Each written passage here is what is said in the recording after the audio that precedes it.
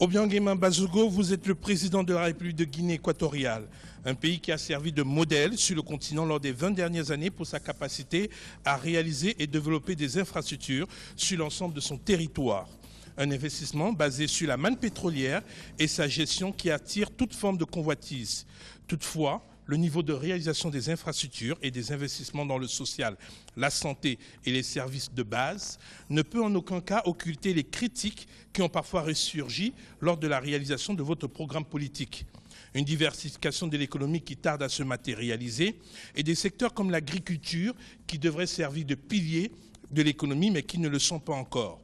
Votre démocratie est aussi marquée par un nouvel dialogue politique, un paysage politique dominé par le rayonnement du parti au pouvoir.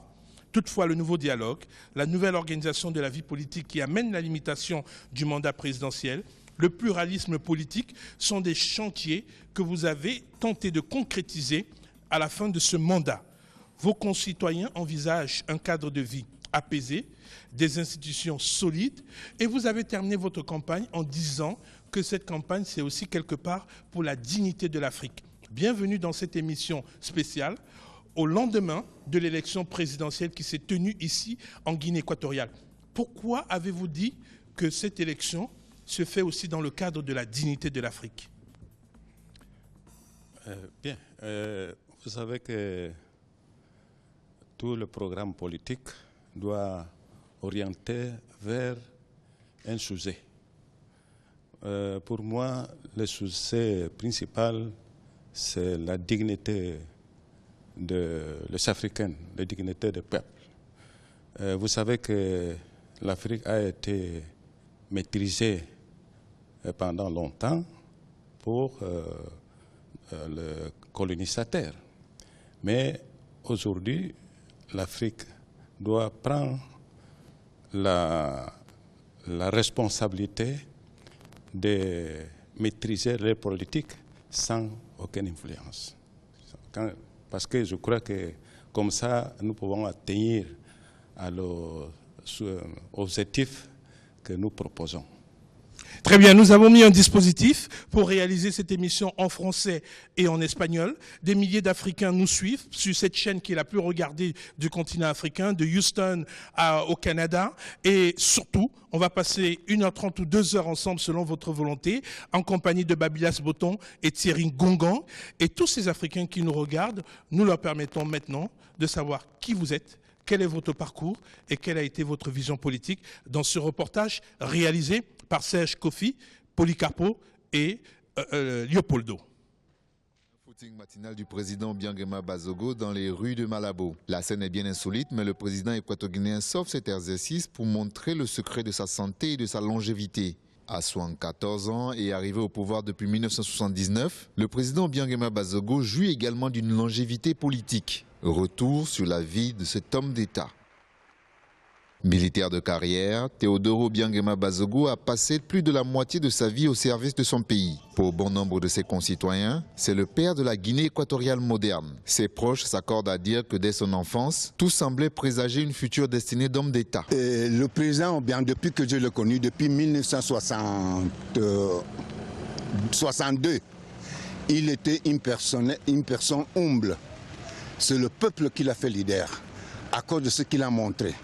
Je peux vous assurer qu'à l'époque-là, les frères des écoles chrétiennes qui nous ont éduqués, ils avaient pronostiqué qu'Obiang et ses compagnons dirigeront le pays. Et c'est ça qui se passe aujourd'hui. C'est-à-dire qu'il n'est pas né avec cet esprit d'être leader.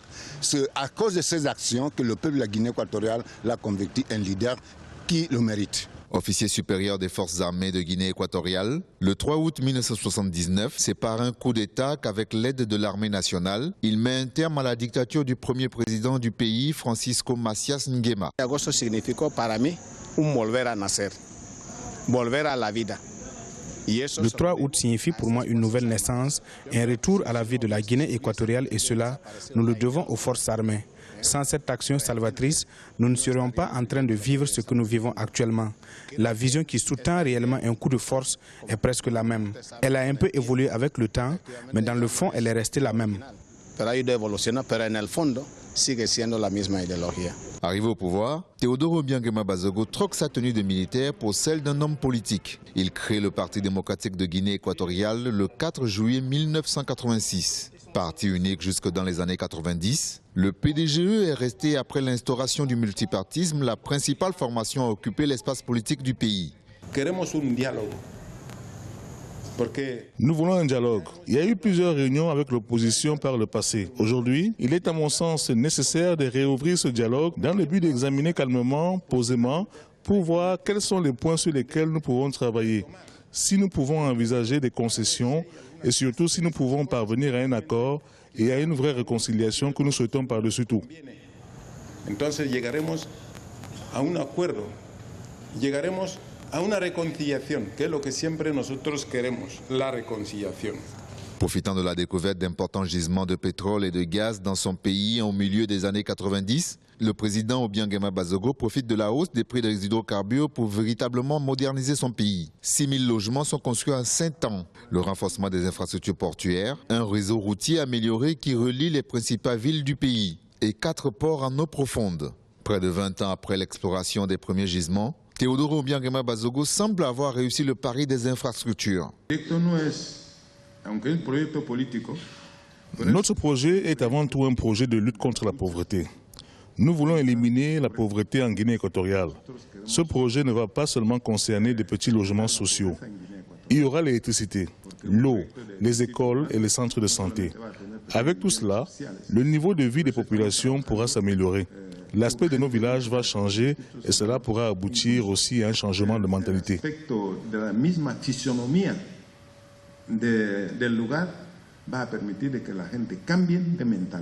Au plan international, Teodoro Obiang-Nguema Bazogo voyage et porte la voix de la Guinée équatoriale. 2 axes. La coopération sud-sud entre les pays africains et le soutien au transfert de compétences avec les pays les plus avancés. Il faut qu'entre l'Europe et l'Afrique, il y ait un partenariat sincère qui donne des bénéfices mutuels aux 2 parties.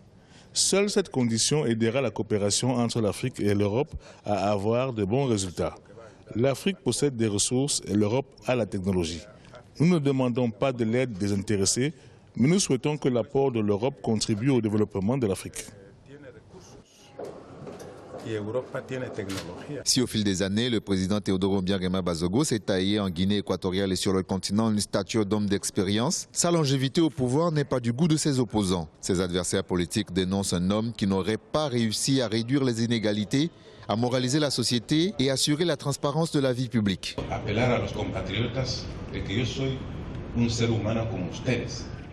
Je voudrais rappeler à mes compatriotes que je suis un être humain comme vous tous. Il n'y a pas d'homme parfait.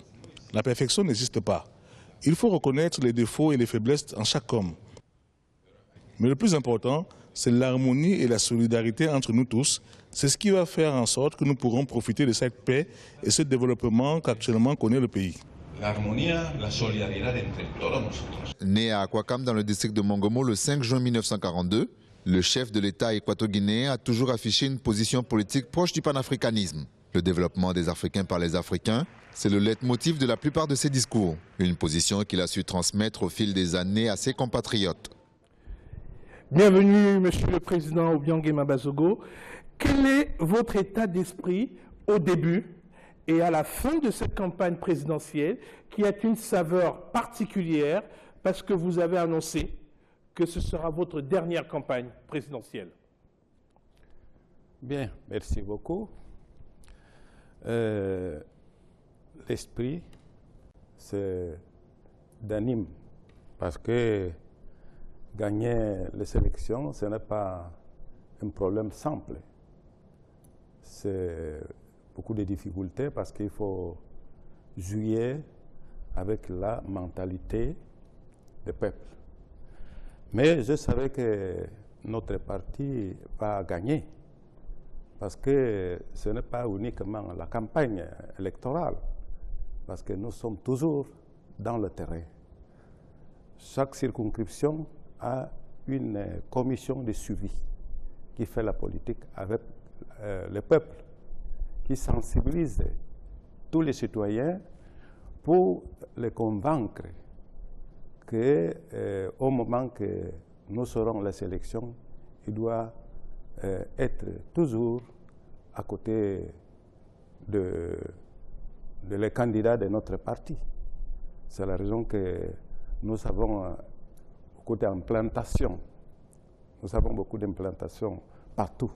C'est ça que, en même temps, l'expérience, la longue expérience que nous avons pour les élections, on a organisé une campagne remarquable parce que nous avons beaucoup d'expérience.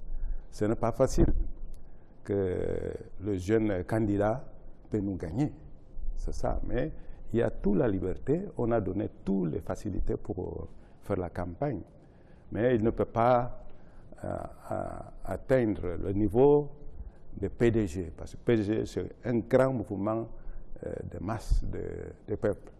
Les partis qui étaient représentés sont, les candidats qui représentaient les partis sont vous, Tedros Biangema Bazogo, Parti démocratique de Guinée équatoriale et majorité présidentielle avec une vingtaine ou une trentaine de partis associés. Bonaventura Mosui Masumu, Parti de la coalition sociale et démocratique. Carmelo Mbabakale de l'Action populaire de Guinée équatoriale. Avelino Mokache Mehenga de l'Union Centre-Droit. Augustin Masoko Abege en candidat indépendant, Bénédicto Obiang-Mangué en candidat indépendant et Thomas Mba Monamban en candidat indépendant. On a entendu beaucoup de critiques, on a entendu beaucoup de perspectives, beaucoup d'espoir aussi, des critiques, des espoirs qu'ont récupéré Babylas Botton, le maître des interviews en Afrique, et Thierry Ngongan, et c'est eux qui vont pouvoir nous accompagner pour vous poser quelques questions. On commence par Thierry. Monsieur le Président, justement, nous avons reçu hier M. Bonaventura Mosui sur le plateau. Il a affirmé qu'il n'a pas pu battre campagne dans tout le pays. Vous avez mené une campagne facile, mais vos adversaires, souvent, ne sont pas déployés facilement. Bon, je crois que les candidats de l'opposition, ils font leur rôle comme opposition. C'est-à-dire, il faut préparer la campagne. C'est la raison que je dis que toujours le PDG est au terrain. Il travaille toujours. C'est-à-dire, nous organisons la campagne uniquement à la date prévue. La campagne, c'est permanent. C'est ça. Les autres candidats, je crois qu'en même temps que ne sont pas bien connus, surtout les candidats indépendants. Mais le candidat Bonaventura Mosui, il a travaillé toujours dans la coalition avec les 9 partis politiques qui sont à côté de nous. Mais il a séparé, il a sorti de la coalition. C'est ça que le peuple demande. Comment est possible que aujourd'hui c'est le PDG qui l'avait donné le siège dans le Parlement, mais il refuse la siège pour faire la campagne.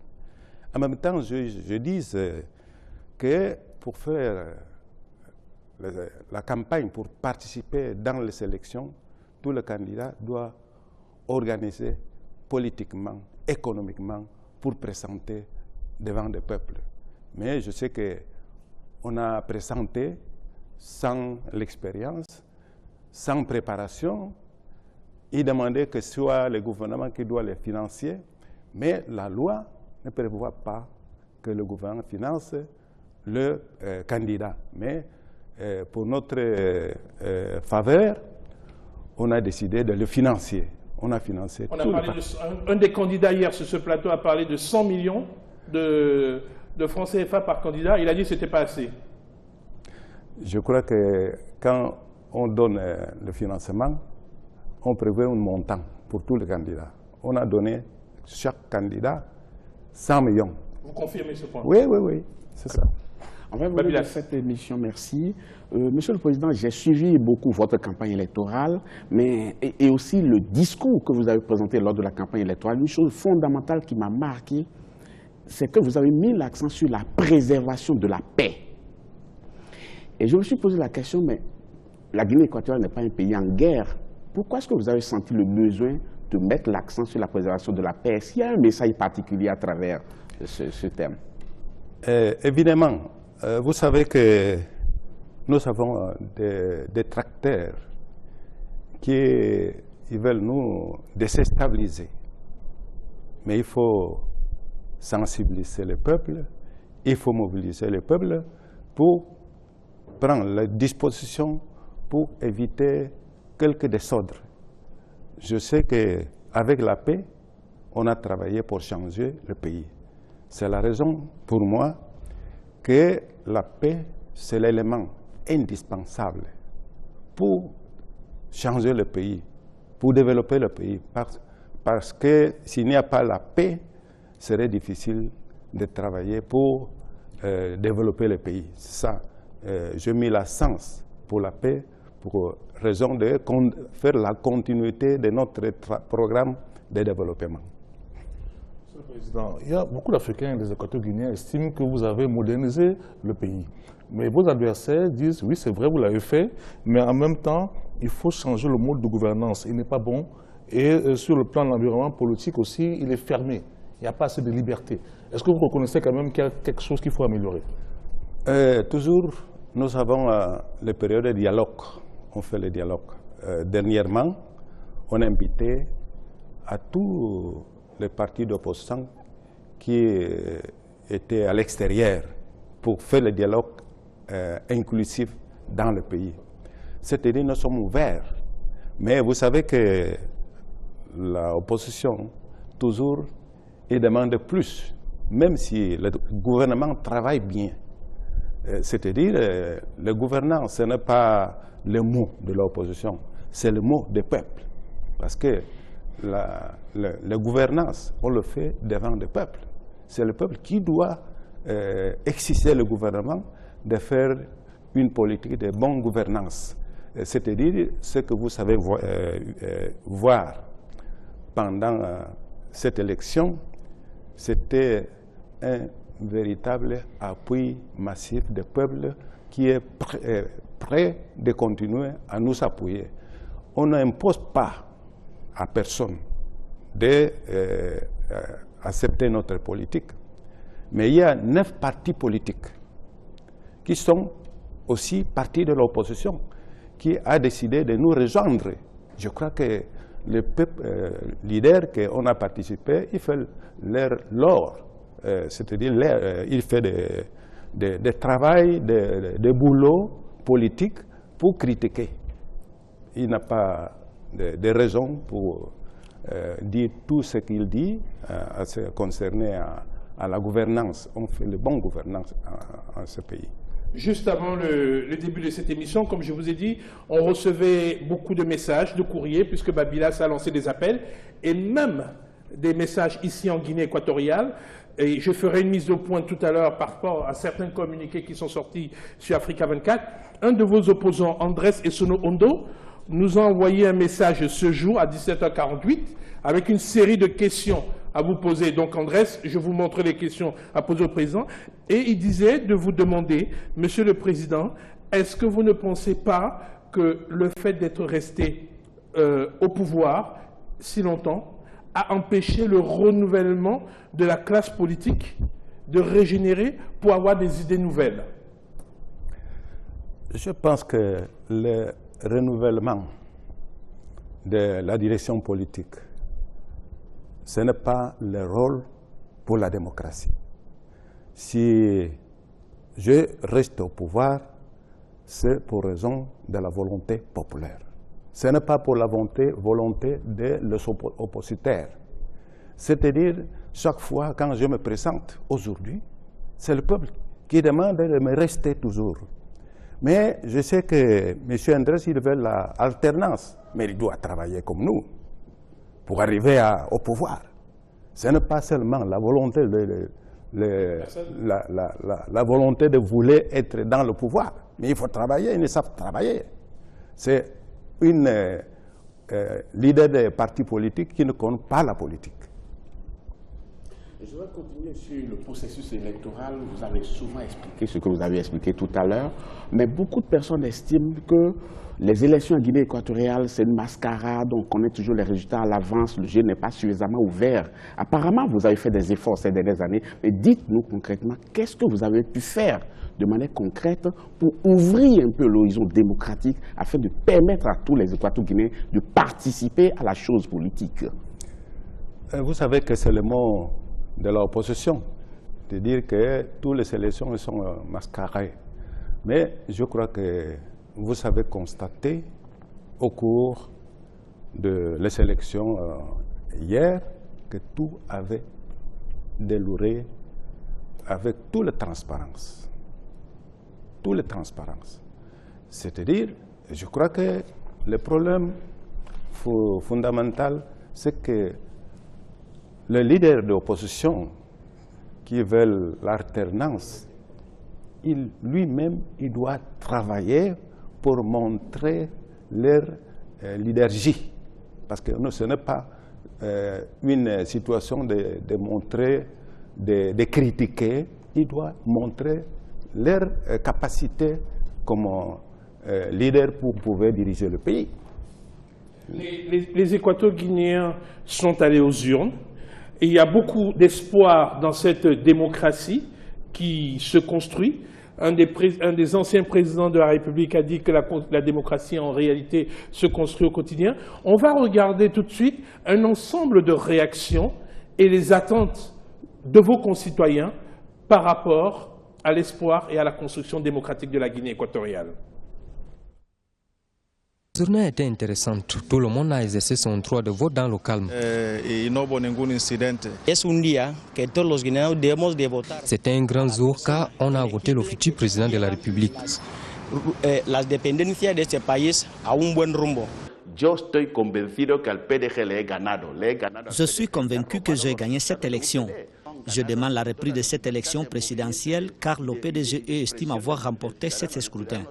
Ce processus électoral doit reprise en Guinée équatoriale parce que les citoyens n'ont pas voté librement. Ceux qui ont voté le PDGE l'ont fait parce qu'ils ont peur de perdre leur emploi dans l'administration publique et les entreprises qui sont encore dans le pays. Les gens ont voté le PDGE pour la peur. Le vote c'était trop calme. Tous les gens de Malabo s'étaient bien votés. Il n'y a pas de problème. Tout le monde a bien voté.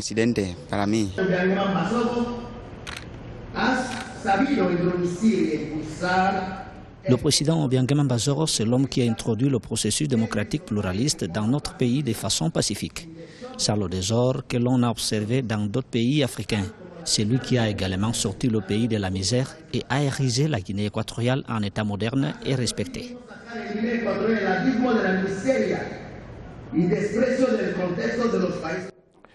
Un des points particuliers de cette campagne électorale, au-delà de la notion de démocratie, a été le regard sur la jeunesse. Jeunesse, formation, emploi. On vous a entendu à plusieurs reprises aborder ces perspectives. Comment jugez-vous la situation économique du pays? Certains la jugent pas très bonne actuellement. Et quelles sont pour vous les perspectives et les enseignements à tirer par rapport à cette jeunesse? Bien. Vous savez, après le chute des prix des pétroles, on a commencé à connaître des difficultés économiques. C'est la première fois que la Guinée commence à connaître la crise. Vous le reconnaissez? Oui, c'est la crise, c'est généralisé. Ce n'est pas uniquement la Guinée. Spécifique à la Guinée équatoriale, non, on parle de 55% oui, de baisse des recettes pétrolières. C'est à cause de chute des prix des matières premières, de pétrole. C'est ça. Mais on a commencé à organiser pour recueillir les jeunes employés qu'on a quittés dans l'entreprise.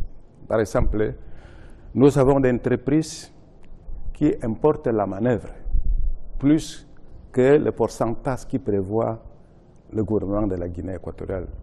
Nous obligons à les sociétés de reprend la manœuvre nationale conformément à la loi. C'est-à-dire nous travaillons, même si on connaît la crise, nous travaillons pour donner l'emploi à les jeunes équatoriens. En même temps, le gouvernement pense qu'il faut travailler non seulement pour faire en sorte que soit l'entreprise étrangère.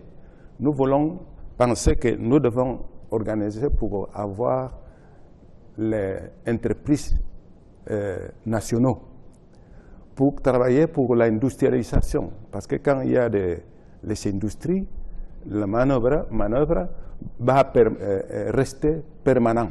C'est-à-dire nous devons prendre des stratégies pour donner les emplois à notre jeune.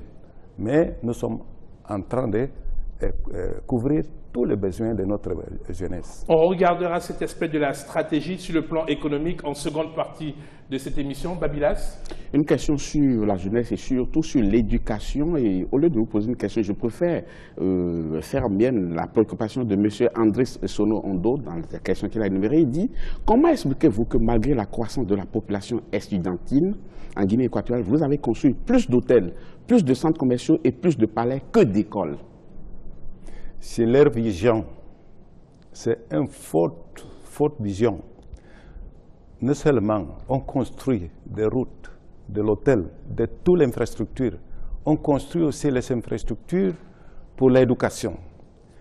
Ces pays n'avaient pas d'université. Aujourd'hui, nous avons une université. Aujourd'hui, bientôt, on va ouvrir une deuxième université. Il y a des centres de formation professionnelle. Je crois qu'aujourd'hui, nous avons à peu près 3 ou 4 pour former les jeunes qui n'ont pas atteint le niveau de formation pour leur donner certains métiers. C'est-à-dire nous travaillons en ce cas. Mais le problème que je connais qui existe, c'est l'enseignement privé.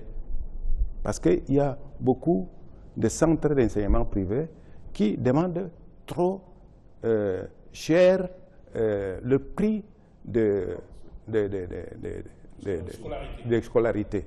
Mais le ministre de l'Éducation, je lui ai donné l'instruction de commencer à envisager la situation pour établir un prix général pour éviter que le peuple subisse un prix très élevé pour leurs enfants. Thierry, la dernière question de cette première partie. Les jeunes équatoriens sont très portés vers l'administration. Comment est-ce que vous comptez faire pour les orienter vers d'autres secteurs d'activité qui ne sont pas forcément administratifs, par exemple l'agriculture, les nouvelles technologies? Nous sommes en train de travailler pour réorienter les jeunes étudiants pour faire toutes les activités. Je crois qu'il faut organiser le groupe professionnel, c'est-à-dire des gens qui connaissent certains métiers, il peut organiser certaines entreprises pour lui-même, c'est-à-dire par exemple le médecin, il peut organiser les cliniques que le gouvernement doit donner l'appui. Les agriculteurs, on peut organiser pour faire que les jeunes de formation, ils peuvent travailler l'agriculture, la construction, pour les maçonneries, pour travailler. Parce qu'on fait tout ça pour éviter que tous les jeunes formés attendent uniquement pour entrer dans l'administration. C'est-à-dire, on travaille en ce sens. Parce que nous pensons que, en même temps, il faut savoir que les conditions de formation, ne concernent pas que le gouvernement obligatoirement absorbe toutes les manœuvres professionnelles. Lui-même aussi doit travailler parce que nous pensons qu'il faut former le peuple. Parce que quand je demande le changement de mentalité, le changement de mentalité, c'est les gens qui n'ont pas de culture, qui n'ont pas de profession. Nous pensons qu'il faut que tout le monde atteigne un niveau de formation professionnelle, culturelle, pour servir le service du peuple. Merci, Monsieur le Président, pour cette première partie. Vous avez mis l'accent sur la jeunesse, la démocratie. En seconde partie, nous allons parler de la gestion des ressources pétrolières avec la crise financière que vous avez éditée tout à l'heure, mais aussi de la politique des infrastructures et des grands travaux et la base, qui est la base pour vous du développement de votre pays. Restez fidèles à Africa 24. Dans un instant, la seconde partie de cette émission spéciale avec le président Obiangema Bazogo en direct de Malabo, en Guinée équatoriale, au cœur de la campagne présidentielle 2016.